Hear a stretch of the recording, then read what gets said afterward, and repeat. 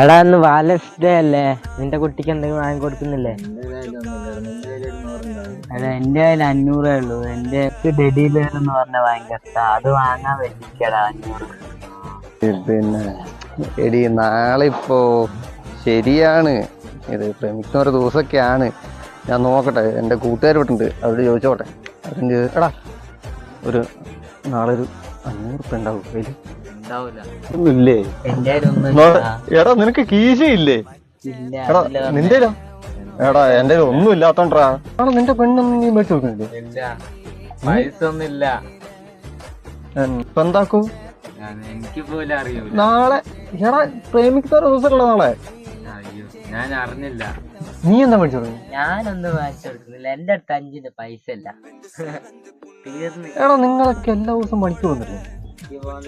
വീട്ടിലേക്ക് വാങ്ങണ്ടേ? വീട്ടിലോട്